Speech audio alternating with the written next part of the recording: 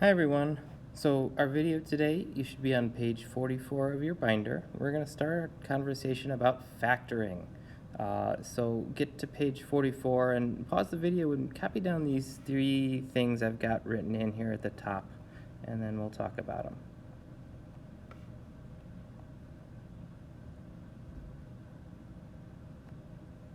All right, so we've got this word factoring, and maybe you've heard it before.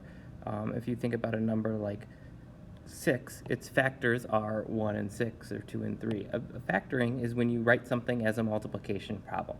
Okay, and that's we're gonna be talking about factoring for the next couple weeks here, and I'm gonna say, what's your job? And you're gonna say it's to write a multiplication problem. Okay, that's what factoring is. We've got some different types: greatest common factor, trinomials, difference of squares. We'll work on these today. We're gonna focus on GCF, greatest common factor. And there's a really important way that you can always check your answer when you are factoring, and it's that you just distribute and see if you get what you had to start with, right? So factoring is really like undoing the distributive property, right? So by distributing, we're actually multiplying. So when we factor and write a multiplication problem, we're undoing that multiplying. Okay, so quick first example, and then we'll kind of break it down a little bit. So how do I factor out a GCF, a greatest common factor? So we're trying to break down this word. Greatest means the biggest, common, something shared, and factor. So this is the biggest shared factor between these two terms. We have 12x to the third, we have 42x to the second. So we're trying to take out the biggest common factor. So first we focus on the GCF of the coefficients, right? What we see is it in standard form. Step 0 says write in standard form, and it is. So we're good there. Okay, then find the GCF of the coefficients. So the coefficients are 12 and 42. So you're saying, what's the biggest number that goes into both of those? Right, well, I know, let's see. They're both even, so it's at least 2. And what I like to do is kind of start with the smaller number, 12, and make a list of its factors. So there's like 1 and 12, 2 times 6, 3 times 4. And you're trying to see what goes into both 12 and 42. 12, if we count it by 12, 12, 24, 36, 48. 12 does not go into 42. I think 6 does, though. 6 times 7 is 42, right? So 6 is the biggest number on our list that goes into both 12 and 42. So that GCF there is 6. Now let's just find the GCF of the variables. Okay, so what I have here is x to the third, which is really 3x's multiplied together, and I have x squared, which is really 2x's. So when we do the variables, you're going to play this sort of game of trying to collect as many as you can, but you have to take the same number from both piles.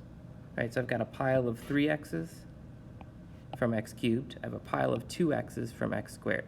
And I want to collect as many x's as I can, but I have to take the same number from both piles.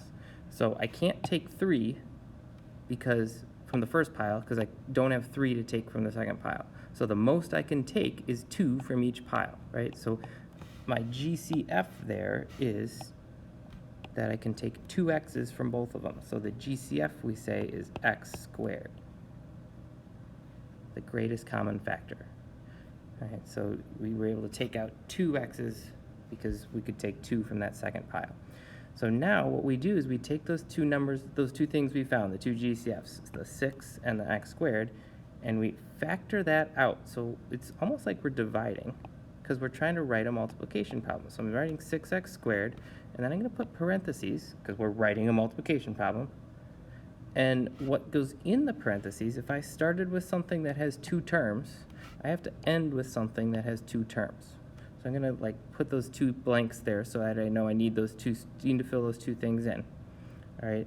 And what we're going to do here is say, well, if I factored 6x squared out, what's left over? So you can think of it as dividing, like, hey, what's 12 divided by 6? Maybe I'll write that. So if we did 12x to the third divided by 6x squared, well, I know the 12 divided by 6 is 2, and the x to the third divided by x squared, remember you subtract the exponents, so that's going to be just x to the first. And then, use a different color here, for 42x squared, if I do 42x squared divided by 6x squared, I know my 42 divided by 6 is 7, and x squared divided by x squared cancels out completely. That was positive, it was a plus there, so I'm going to continue it with plus, and there's my answer. So first, like this here is your answer. Yay, we factored, okay? Now, step 4 is we could check it by multiplying. So if I distributed back, so let's write it out, 6x squared times 2x plus 7. If I distribute back, I should get my original. Let's check. 6x squared times 2x would equal 12x to the third, right? X squared times x is x to the third, plus 6x squared times 7 would be 42x squared. Hey, that was the original problem, so we're happy. It worked. Okay, so that's our first GCF problem. And now we're going to try a few more examples. So take a look at the next page. This is page 45 now. And we're going to skip down to example 3 and start with problem A here. Factor out the greatest common factor. All right, this one has 3 terms. So I want you to underline each of them separately, just so you remember there's 3 terms there. And we start with the GCF of the numbers. So I'm going to write these out. GCF of 4, 24, and 2. Notice I'm not focusing on that it's -2 right now. We'll talk about that in a minute. But the smallest number is where you look at, because you can't have a GCF bigger than the smallest number. Well, does 2 go into 4? Yeah. Does 2 go into 24? Yeah. So my GCF is 2. And then I also need a GCF of the x's. X to the 4th, x to the 3rd, x squared. So remember, play your game. If I've got 3 piles, I've got one that has 4 x's, I've got one that has 3 x's, and I've got one that has 2 x's. I need to take as many as I can, but the same from each pile. So I can't take 4, I can't take 3, I've got to take 2. So I can take 2 from each pile, that's x squared. So my GCF is x squared. I should write that in blue. Okay, so my GCF there is 2x squared. So I write that on the outside, and then we put parentheses. And since I had 3 terms at the beginning, I have to have 3 terms in the parentheses. And now, on the previous page, we divided to figure out what was left over. Another way to think about it that some people like better is to think about multiplying. Like 2x squared times what would equal 4x to the 4th? What's missing? 2 times what equals 4? That would be 2, right? 2 times 2 equals 4. And then I have x squared. I need x to the 4th, so I need 2 more x's, x squared. 2x squared times 2x squared is 4x to the 4th. And then we do the same thing with the middle one. 2x squared times what would be 24x to the 3rd? Well, I know 2 times 12, and it'd be positive, would give me the 24, and I have x squared. I'm missing an x. It needs to be x to the 3rd, so I would put an x there. So 2x squared times 12x should give me 24x to the 3rd. And then what's in the last one? Well, I have 2x squared here. What do I multiply 2x squared by to get negative 2x squared? Well, I don't need, the 2's good, but it's positive instead of negative, so I know I'm going to need to multiply by negative. And then I have enough x's, so I just need to multiply by -1. And there's our answer. If we distributed back, right, if I took that 2x squared, again, this is my answer, but to check it, I could do 2x squared and distribute it out into the middle. Now, that's how we kind of came up with our answer, so it should work. Let's double check. 4x to the 4th plus 24x to the 3rd minus 2x squared. Hey, that worked. We're happy. Let's look at B. In B, I've got 8y squared minus 12y plus 24. Okay, so we start with the numbers, GCF of 8, 12, and 24. Focus on your smallest one. Does 8 go into 24? It does, but does it go into 12? No. So what else goes into 8? 4. 4 goes into 12. 4 goes into 24. So my GCF there is 4. And then I have y squared, y, and then nothing. The 24 doesn't have a y. So if you think of your piles, it'd be y, y, it'd be y, and then it would be an empty pile. Well, if there's 3 terms. You have to take something out of each. And if I have to take the same number from each pile, I'm taking nothing out. I cannot factor a y out because there's not a y in all 3 terms. It has to be common for all the terms. And so none. There's none there. So my GCF is just 4. So you write 4 on the outside, and then I pick up what's left on the inside. I have 3 terms still. 4 times what is 8y squared? That would be 2y squared. 4 times what is negative 12y?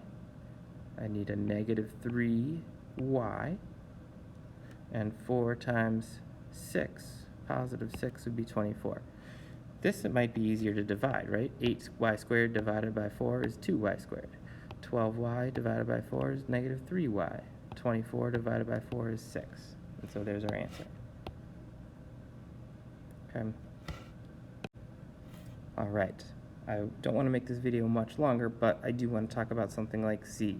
This is the only time a negative kind of comes into play, and this is why we write it in standard form first, right? So a little note to write to yourself is,